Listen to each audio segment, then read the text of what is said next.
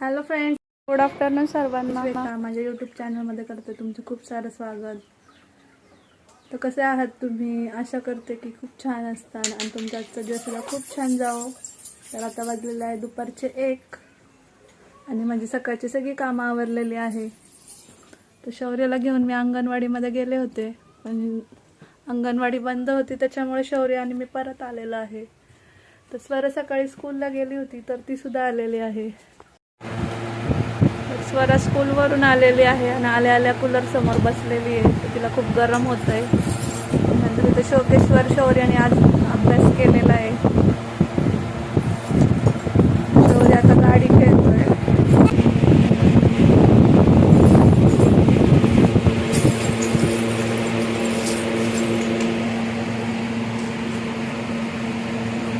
काय करतोय?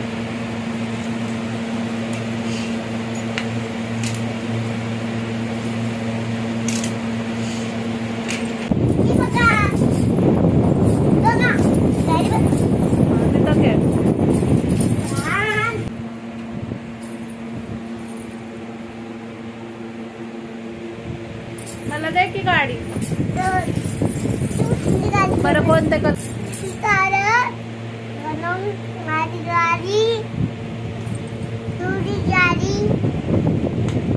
अजून किती गाड्या आहे तुझ्याकडं?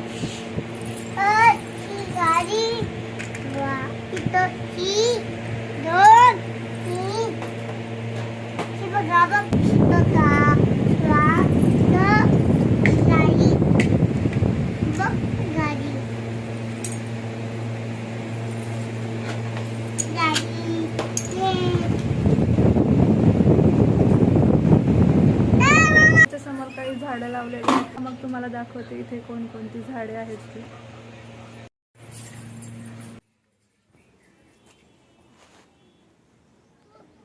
तर इथं आहे मोगऱ्याचं झाड, त्याच्यानंतर इथं गुलाबाचं झाड लावलेलं आहे. त्यानंतर इथं तुळस होती, ती सुकून गेली. तर हे आहे पपईचं झाड, तर याला पपई आलेली आहे. त्याच्या शेजारी केळीची 2 झाडं आहेत.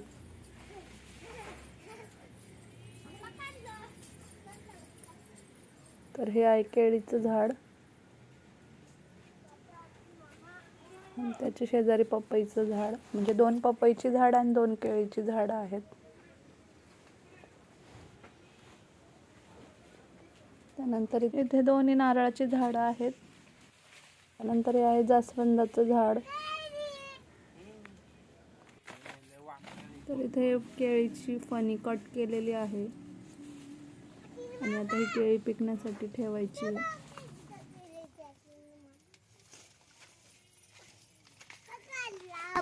काय झालं?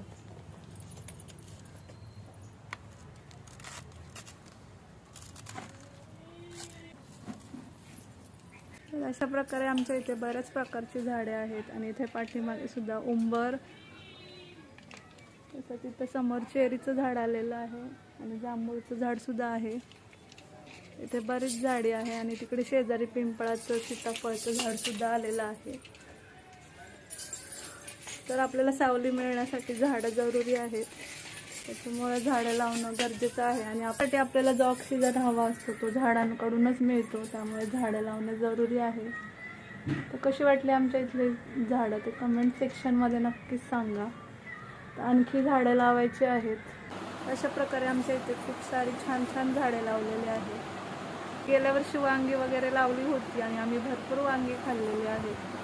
तर अशी वेगवेगळी झाडे इथे लावली जातात. तर आता केळी आणि पपई सुद्धा गेल्या वर्षी झाड लावलं होतं, तर ते झाड पडलं. त्याच्यानंतर परत 2 पपईची झाडं आलेली आहेत.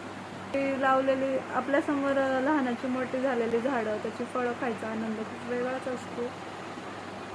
तर चला मग आता मला करायचं आहे दुपारचं स्वयंपाक. आता स्वयंपाक वगैरे करते, तोपर्यंत स्वरा आणि शौर्य इथं खेळतील. फ्रेंड्स, गुड इव्हनिंग सर्वांना. मी श्वेता, माझ्या यूट्यूब चॅनलमध्ये करते तुमचं पुन्हा एकदा स्वागत.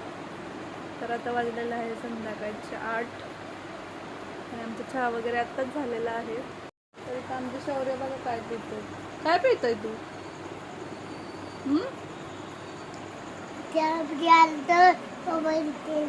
त्याला काय म्हणतात? स्मूदी. कशी लागते? यम्मी. कशी लागते बाबू? हा, आणि दीदीला नाही आणली? आमच्या दीदीचा चाललेला आहे अभ्यास. आता एकदम 2 दिवसांनी आहे, त्याच्यामुळे त्यांचं थोडं रिव्हिजन घेतात ते.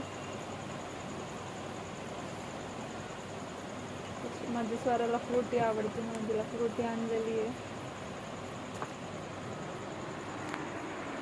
हॅलो फ्रेंड्स, माझा संध्याकाळचा स्वयंपाक झालेला आहे. आता फक्त चपात्या राहिलेल्या आहेत. तर आज संध्याकाळच्या स्वयंपाकामध्ये बनवलेलं आहे भरलेलं वांग, ज्याला आपण खारं वांग म्हणतो ते. त्याच्यानंतर तिखट तुरीची डाळ, भात, आणि आता फक्त चपात्या राहिलेल्या आहेत, तर त्या मी करून घेते.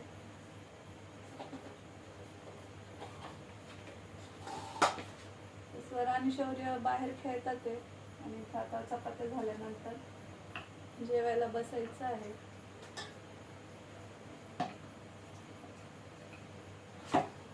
स्वयंपाक करताना खूपच गरम होतं, आणि चपात्या झाल्यानंतर जास्त गरम होतं गॅसच्या हीटमुळं.